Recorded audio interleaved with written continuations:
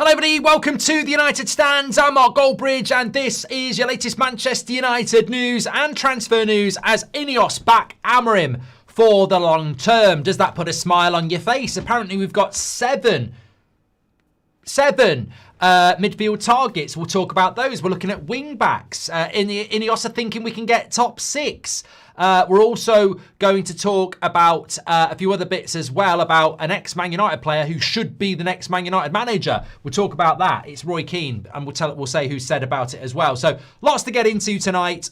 Look, I suppose it's a reaction. It's a reaction to Everton that INEOS come out and back the manager again. But I told you they'd do that last night as well, didn't I? So lots to get into on the show tonight. Hope you're all doing well. A little bit early because I want to watch Arsenal Bayern tonight. I'm hoping Bundesliga bridge Bayern are going to turn up and show Arsenal what football's all about, but we'll see about that a little bit later. Before we get into our show though, we have got a brilliant bonus promo for you tonight with HelloFresh. Now we've worked with HelloFresh before. This is a fantastic app/website where you can get your food delivered for the week, all your meals, you pick them out. So today's show is brought to you by HelloFresh, bringing the United Stand community a winning game plan for dinner. No stress, no hassle, mealtime sorted, quick, convenient, straight to your door. So we've been with HelloFresh for a while, as I said.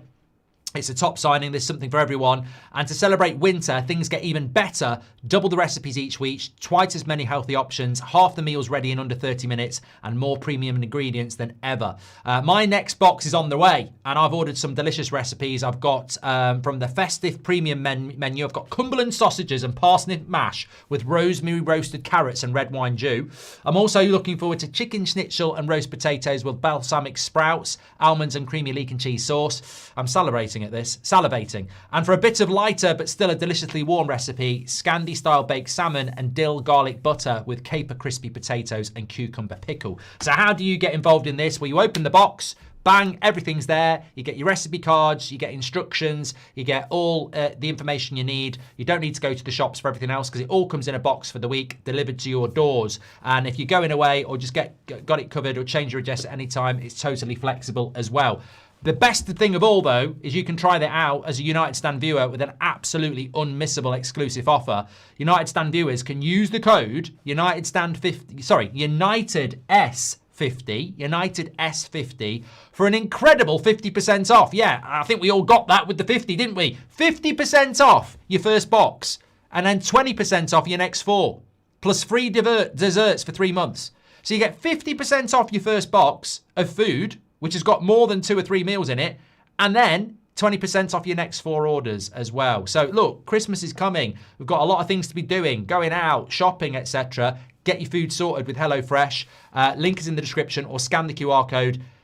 I mean, it's an open goal. You can't miss. 50% off your first box. You'd be silly not to. Check it out. Thanks very much to HelloFresh. Right, let's get on with the show. And I've got to say, I am feeling a little bit fresh. I think the last couple of days, I've just been venting. I was thinking about the preview for the Crystal Palace game. You'll see tomorrow what I'm going to say about that on the evening show. But just doing a few notes on it. And I think so much of what this story is. So basically, Manchester United are prepared to back Amorim with another clear out to fund the next phase of their squad rebuild. Man United plan to overhaul the midfield next year and could part finance their incomings with significant departures and sales. You've also got Rob Dawson saying that Manchester United are prioritising the wing back and the central midfield roles next summer. The plan revolves around adding at least one top-class midfielder to the team, and that there are 7 names on their midfield shortlist at the moment, which I'll go through in a minute. But I just feel like it's not enough. It's not enough. As Mike says, so nothing in January. I mean, let me know your thoughts, but I just feel like it's what I said this morning. It's just spin. At least one midfielder. Ooh, at least one. I mean, that's an open door for it to just be one. It should be at least 2. And I'm still of the mindset of, what about Everton? What about Brentford? What about these shit, unforgivable performances? And what are you doing again? You know what the INEOS tactic is, right? I've just done a shit on your lap. But, oh, look at that car down the road. You've just shit on my lap. Oh, there's another one. Look down the road at that car. right in the distance. Look at that car in the distance. I'm looking at this shit in my lap that you've just done. No, look at the car in the distance. Oh, it's a lovely car. And that's their strategy all the time. Oh, look at that. Look at that. Look at that right down there. Look at it.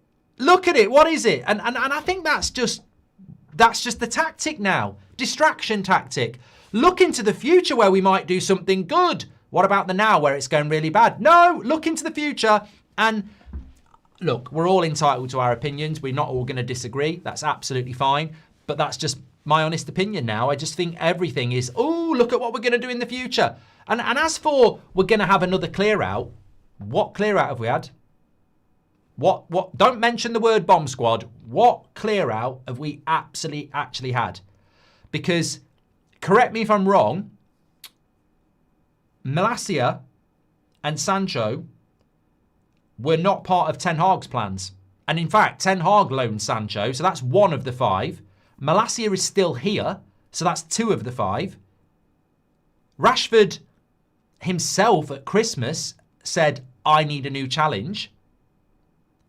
So you're really left with Anthony and Garnacho as being cleared out because they're the 2 that got sold. So we've had 2 players cleared out. And look, hold on for a moment. Would they be wingers by any chance? Players that don't work in Amorim's system? Oh, what a bloody clear out. I've sold 2 players that don't actually fit my system. What a clear out. Oh my God. And the thing is, they're trying to sell us that they had a big clear out in the summer and we're going to let him have another one. We're going to let him have another clear out and we're going to go again. This clear out wasn't a clear out. None of these players even played in the Europa League final, as we've said many, many times. And you didn't buy midfielders. So you didn't have this big summer that you think you're having, or you think you had. So INEOS are prepared to have another clear out. I mean, what do you mean you're prepared to have another clear out? Clear out should be at the top of your fucking list for the next 3 years. And you're there going, oh, you know what? I've had a great idea. Let's have another clear out. What do you mean, let's have another clear out? You need a bloody massive clear out. You know, it's a bit like a house that needs every room cleaning. And all we've done is wipe our feet on the bloody, on the mat. And we think we've had a bloody clear out. We need a massive clear out. So I'm not enamoured by INEOS are prepared to let Amorim have a big clear out because we should be having that anyway. What I read from it is, this is just another... I mean, I don't think INEOS are that stupid, by the way. Maybe you do. I don't think they're stupid. I think they're distracting us, sending us down the road because they know that makes them secure in the short term and makes them money in the long term. So, you know, if you can get somebody to pay for something, but you're not going to get it in... I mean, I remember... I got told this story. I wasn't alive. Apparently, when Star Wars came out in the late 70s, they were so surprised by the reaction to it, they didn't have the toys ready. You know, Star Wars toys, very popular, were ridiculously popular in the 80s. So what they did is, they didn't have toys for Christmas for the Star Wars film. So what they did is, and people actually wrapped these up, they sold these cards of Han Solo, Luke Skywalker, Chewbacca, Darth Vader. They sold cards. So on Christmas Day morning, kids opened up a card of, you'll get a toy when it comes out. Imagine that. What am I supposed to do with that? You know, it was. So you basically, they weren't ready with the toys, but they wanted to make the money. So they sold these cards, which were basically a promise of a toy in 2 or 3 months' time. So you get your money, and you kick them down the road. And that's basically the INEOS tactic. Everything they do is try and get the money in now by promises in the future. But what I think about this is, when I read that INEOS are willing to give... INEOS are willing to back Amorim for another clear out, and there's a 7-man midfield list, and they want to sign at least 1 top midfielder. All of those things are for the summer. They're not for now. So my interpretation is these statements are irrelevant because it's the summer. What it actually is saying to us is that Amorim's here till the summer and beyond. That's how I read it. And I think sometimes you've got to take news and go, that's the headline, but what's the real deal? And the real deal is that Amorim will be here in the summer and next season. That's basically what the headline is. Yeah, you know, we're going to back him. There's going to be a clear out. We're going to buy players. But what it means is Amorim will be in charge next season. That's the message to the fans, and that's a bitter pill that's a bitter pill to swallow for some. I read the comments on our videos, not like United who just ignore their fans. I listen to this community, and it's a little bit frustrating sometimes because I think we are quite in depth in what we talk about. But there are comments where people say, what would it take for you to be Amorim out? Why aren't you Amorim out? Amorim's responsible for this more than the owners. These are comments from you. So I know there'll be people very frustrated by an ownership that's basically saying that this manager will be here next season, because that's basically what it is when it says we're backing him for another clear out. We're looking at all these midfielders, because most of those things can't happen until the summer. So look, that's the statement from the club, isn't it? Terrible performance in front of our own fans against 10 men. Players don't bother turning up. They've got so much disrespect for this club, fans and manager that they don't even bother to turn up. Amorim's obviously got his own issues. The club have got his own issues. But look, at the end of the day, we're going to carry on regardless. And that's the message. And I knew that would be the message. But, it's also interesting in there that INEOS think we're going to get top 6. I don't think that's beyond the realms of possibility, by the way. But it's not a definite. And if we don't get top 6, where's the bloody money coming from? I think one thing we've learned this season is that this squad's too big. We can't even give a squad that's about 20 enough game time. So who's going to go and who's going to stay? It's going to be very interesting. Jacob says, next year, this sounds like Kenda again. Spinios. Thank you, Jacob. Yeah, get your super chats in. We'll read those out. But I'm just going through the chat. If they don't buy in January, Jim says, I'm going to pray this Pratt club misses Champions League. We need a left wing back. Semenyo is a good player, says Football Cartoon. And this is why I don't believe your thumbnails of Harry gets a new contract and Amorim wants Casemiro, says Jake Williams. I would believe that, mate, because that's a cheap option. I mean, that's just Glazonomics. You don't buy replacements because if you renew Maguire, you can probably get him to... So Harry Maguire's on 190 grand a week. So he's costing me about 800 grand a month, yeah? I need a centre-back. A centre-back's going to cost me somewhere between 35 and 50 million, and I'm probably going to have to pay him 150 grand a week. If I renew Harry Maguire, I don't spend 35 or 40 or 45 million. I don't spend any of that. And I also make a saving on his wage by bringing it down by 100 grand a month. I've just made a profit and I don't buy a centre-back. That's Glazonomics. That's why they will look at Maguire. That's why they will look at Casemiro, because instead of buying 2 midfielders, you buy 1. You get Casemiro on a reduced wage, you don't have to spend another 50 million. And they will do that. They will try to do that because they've always done that. They love doing that. It's not about being a football team. It's about saving money. So, yeah. But look, I think as a warning, just to be catering the Amorim outers and to play devil's advocate, because I feel that needs to happen. I think that what I would say about Ruben Amorim is that on Sunday, we might win with the team he picks, but the damage is done. And what I mean by that is that if he doesn't make wholesale changes, I'm telling you now, I will be fuming. And I will lose more respect for this manager as a Man United manager. I'm telling you now, I will. Because whether it's Manchester United under Sir Alex Ferguson or whether it's other managers at other clubs, if you go into a game where you desperately need a win in front of your fans and the fans are there delivering and you deliver and then that 11 players don't deliver, if you don't make about half a team of changes, then you're a mug and you just don't get it. And you definitely don't get what this football club's about. And I'm not saying this football club is it, but I want it to be it again. And if Amorim doesn't make big changes on Sunday and he goes with predominantly the same team, I just don't think he gets it. I think it's the Ruben Amorim show. And you know what? It makes it very difficult. So there's my answer. I am not Amorim out. I do not want to see another manager sacked. I'm bored of it. Why do we always change the manager and not the owners and not the players? But I cannot defend a manager that after a performance like Everton, where every single player didn't turn up, if he goes with the majority of those players again, when there are numerous players that could be given a chance, Mainu, Agate, Mazraoui could play at centre-back, you could play Aiden Heaven, Martinez might be fit, Cunha will be back, you could move Bruno to number 10, Ahmad could go to right wing-back. You know, there are so many changes he could make on Sunday for players that are senior players that haven't been given a fair crack of the whip. If he goes with predominantly the same team again, then I don't really see what he's doing because I don't trust that team. So, you know, I will say this right here, right now. If he goes with pretty much the same team on Sunday, I'm going to find it very difficult, win, lose or draw, to back him in the long term because I don't see what he's doing. This is the golden opportunity to feed your fans with a vision and to show that you weren't happy with that. Look, I don't like the INEOS reaction. The INEOS reaction to come out and go, we're here for the long term, we're going to back this manager. But I'm not surprised by that. They always look down the road to protect their own arse. But the manager, if he goes, I'm in it for the long term, I'm going to stick with the same team, I can't buy into that. I've got very little affection in this team at the moment.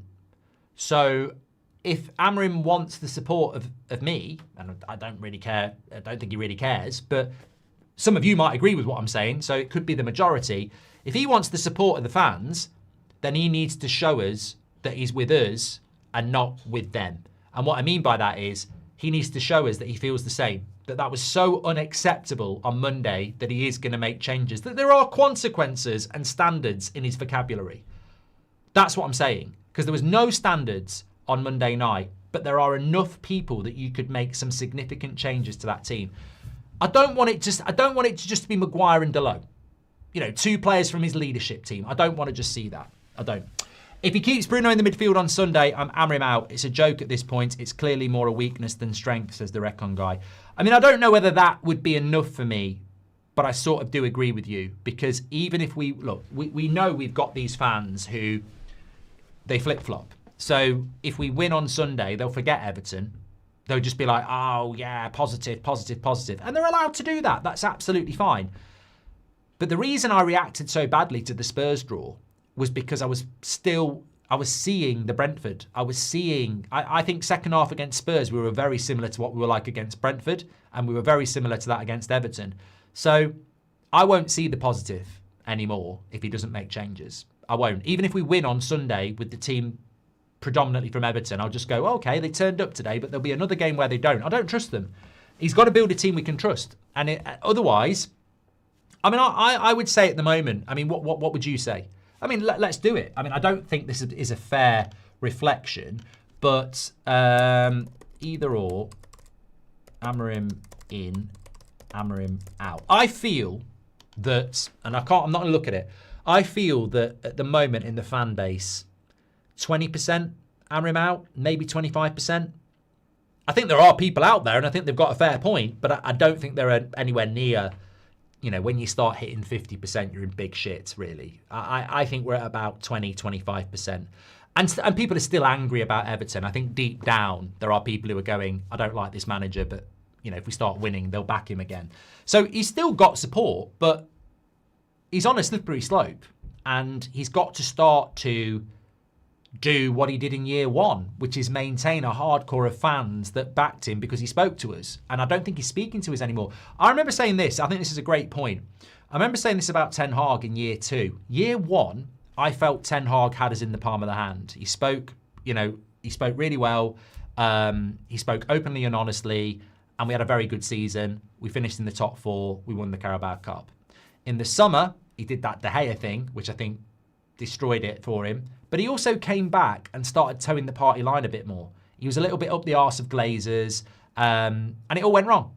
And I remember saying that at the end of last season. I wonder whether Amorim will come back after the summer and start to be a little bit more Glazer INEOS than the fans. And I think he has been. I think last season he had us because even though the results were crap, he was just so honest. You know, so honest. This is the worst Man United side ever, blah, blah, blah.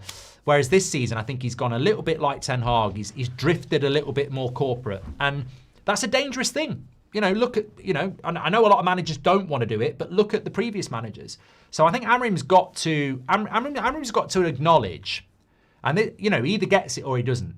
He can either continue down the path of I'm stubborn, I'm going to do my own thing, and I'm not going to care about what the fans think. And if it works, great, it can work. Or he's got to look at this movement away from Amorim in and go, these are the most important people. I need, not pick the team we want, but look at, the fans can't say don't pick Bruno in the midfield. We can't do that. But I think the fans are right when they say you can't pick the majority of those players on Sunday. You just can't. You have to show strength. I think it shows he's weak, actually. Forget what we think. I think it's weak to go and pick the majority of those players again. I think it's absolutely weak to do that. And I think that's the best message. Like, if he goes and picks the majority of those players again on Sunday, he's weak.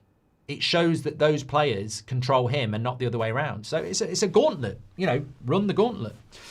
Losing with young players is better. At least you can say you're building something. Him not doing that is the biggest reason I'm Amorim out, says Shahin. And, also what I would say is that I don't believe for 1 minute that Crystal Palace, I'm not allowed to predict games anymore because apparently in some people's heads, it was my fault we lost on Monday. This has happened before. I'm going to do the 7 midfielders now, someone just said.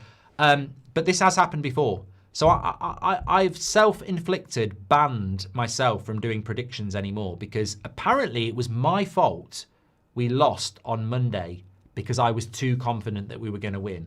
So I therefore have decided that if I'm not allowed to predict a result and I'm going to get ridiculed for predicting it, I won't do it. There's no point. But I think every United fan, and myself included, that said we would win 3-0, I think that was a fair prediction. I really do. Agree, but he ain't going to make wholesale changes, says Robert McCormack. I know. And if he doesn't, I'm with Recon. I really am. I completely agree. I will not, I will lose more faith in this manager if he goes with the same players again. Recon Guy says he can easily have Cobby at right centre midfield and Casemiro at left. I think that's a much stronger midfield than the one that he currently has.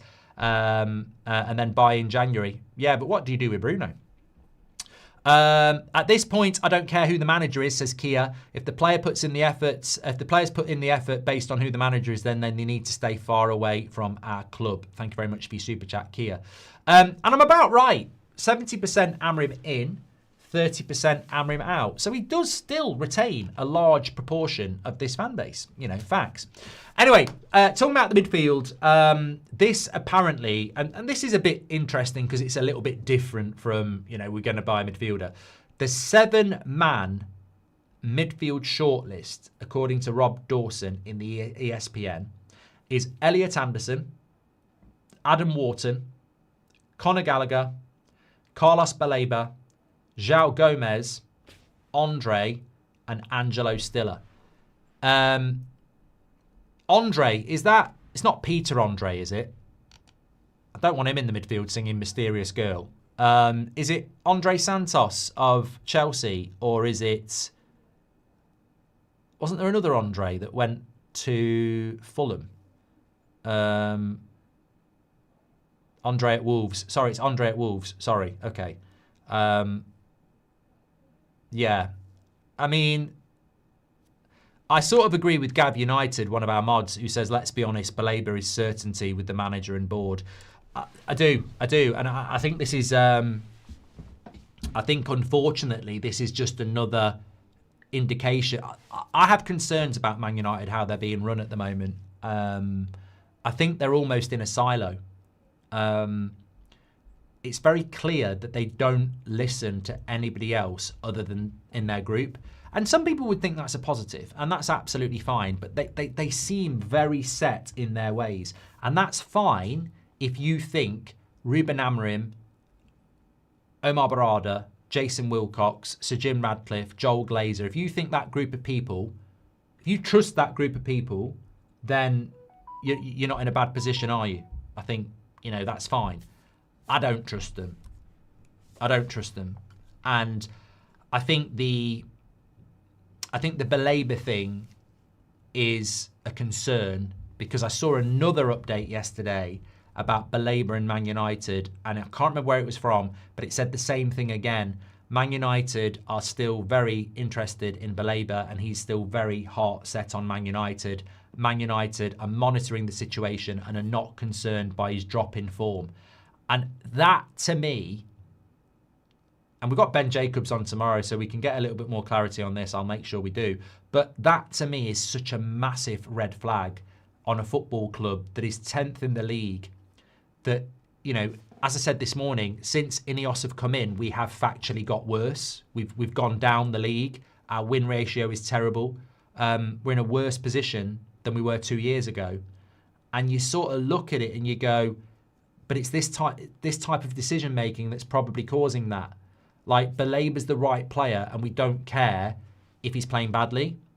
You know, it's like, I want a chicken Kiev for tea. It's not cooked properly. You might get ill from it. I don't care. I'm having it. I'm going to take the risk. And it's like, but I don't think it is cooked properly.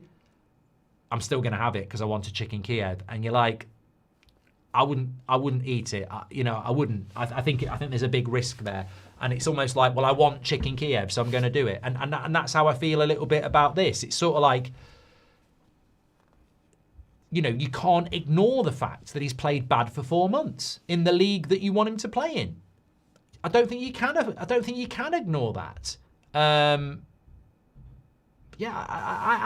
can ignore that. But it seems to keep coming out about Baleba all the time. And as many of you have quite rightly said, I think the reason Baleba, we all think, will be a Man United player is because when the summer comes, Brighton will sell because he wants to go. And they won't be able to demand 100 million because he hasn't played well enough. And he's not going to the World Cup like Elliot Anderson will, like Angelo Stiller will, like Adam Wharton will. So, and maybe a couple of others will. So we will have a clear summer at a player that wants to come, at a club that has to sell and can't get the price they want. And I think, you know what United are thinking? It's dollars in the eyes, isn't it? It is. It's Glazer dollars. They're thinking, here's a midfielder we can get that's cheap. And I don't think you can ignore the fact that he's crap. I don't think you can. I really don't. I think right here, I mean, look, the situation can change. I mean, football changes. You can have an opinion 3 months ago. You can have an opinion a month ago. And you can change it. So, you know, Baleba might be the best player in the world in 4 months' time. But right here, right now, and we can only live in the now because we're not bloody Sir Jim saying look down the road. Living here today in this moment, I ain't signing Baleba. No, I'm not. I mean, Vid says he's class. He's ass, actually, mate. You've misspelt that. He's crap at the moment. Mate, he's really crap. And this is a player I've got no reason not to like. Like, I really wanted him in the summer. So, you know, you're in a conversation with somebody that was massively excited to get him. And he's done nothing wrong. It's not like he's walked round in a Liverpool shirt. He's done, you know, you're getting absolute truth here. I like the player. I was talking about him on That's Football a year ago, saying this guy's going to be special. You know, he's really, really talented. He's got so much energy. When we got linked to him in the summer, I was so excited. So, you know, everything about the Baleba deal up until the summer was like, oh my God, what a great deal to do. I completely agree. So I've got no, you know, it's nothing to do with I don't want a Brighton player. You know, I want somebody else. It's not. You know, Baleba would have been perfect in the summer. This is an honest assessment of what he's done since then. I think he's shown mental weakness by not being able to react, to not getting his own way, and his performances have been shit. And when I think about his performance at Old Trafford, which is the one game where you really should just turn up, and he couldn't do that. So for me, I just think, you know, and he's still being subbed off at half time. So I think he's, I wouldn't go anywhere near him at the moment. Nowhere near him. What worries me about Amorim, Mojo, hope you're doing well. Haven't heard from you for a while. Hope you're doing really well. He says, what worries me about Amorim is his inability to evolve / change formation strategy during games. It is a strange one, Mojo. And obviously, I've read a lot of people talking about it from the video this morning. I don't really understand this. They were saying, yeah, forget the ownership. This is a guy that won't change his formation. Well, you didn't watch the video. Like, I understand there's a proportion of blame towards Amorim, and we all have different percentages about that. So if you blame Amorim more than the owners, great. You know, you go. For me, I know Amorim's at fault. I know the players are at fault. But the owners are the people that have caused all this and will continue to cause all this with their belligerence towards the fans and their stubbornness that, you know, even if we keep losing, we'll keep going down this road, which is exactly what they're doing. But in relation to your point, Mojo, I think it's massively concerning what we witnessed on Monday night. I'm not somebody that cares about the 3-4-3 like certain other people do. I don't see a problem with it. Crystal Palace play it. You know, we've won with it. We won with it at Anfield. Like we won with it against Sunderland and Brighton. We played well with it against Arsenal. It's not the formation. It can work. The problem is when it needs to change in game. You're absolutely spot on. And I couldn't believe that he was so rigid that he wouldn't change it in that game. Like to keep 3 defenders on, centre-backs on, you just didn't need it. You could even argue you could have took 2 centre-backs off for the last 20 minutes. You know, you could have took Yoro and Shaw off and left the Lit on his own. And we didn't. We kept all 3 there. So, yeah, I agree. I think it was shockingly stubborn, like you say. And that's why I think this team news, I think the biggest thing of the week is the team he picks on Sunday lunchtime. Because if he goes with the majority of the players on Monday, I don't really get what we're doing here. There has to be consequences. I'll tell you for free, Sir Alex Ferguson, Jose Mourinho, they'd make wholesale changes. They would. Absolutely. Samantha Noble, thank you very much for joining the Members Club. You're an absolute legend. We really appreciate you. Thank you so much. Owners have zero care for the fans. They just want money, says the Recon guy. 100%. How much power does Amorim have over transfers and contract extensions? He has a voice. He has a voice in the room, Shahin. I mean, look, Bruno Fernandes is here. He's one of Amorim's favourite players. Maybe the club said, let's sell him to Saudi for 90 million and rebuild the midfield. And Amorim went, if you do that, I'm going to walk. Maybe the club said, let's not sell him to Saudi. He's so important. And Amorim said, I'd like to sell him, but I'll leave it to you. We don't know. But he has a say. He does have a say. What about this for a say, though? A little bit of light relief here. What did you think about this? So, Nicky Butt says this. I like Nicky Butt. I think Nicky Butt's one of the ex-players that does speak a lot of sense, and we know he worked at the football club.